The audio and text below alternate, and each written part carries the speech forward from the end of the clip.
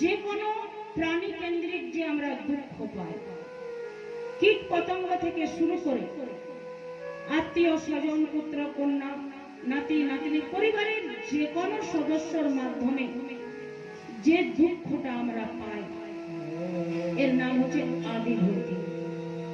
আমরা কেউ জানি না কখন কোন প্রাণীর মাধ্যমে আমাদের দুঃখ পেতে হবে। দেখুন, রাস্তায় চলতে চলতে গরু গুটিয়ে দিতে পারে, কুকুর কামড়ে দিতে পারে, পোকামাকড় কামড়ে দিতে পারে। যে ছেলে মেয়েকে এত আদর যত্ন দিয়ে, এত স্নেহ মায়া মমতা দিয়ে মানুষ করেছে, সে এমন একটা আচরণ করবে যে তার জ্বালায় জ্বলে মরতে হবে। যে সহোদর ভাই বোন আমরা একই মায়ের পেটে জন্মগ্রহণ করেছি, সে এমন একটা আচরণ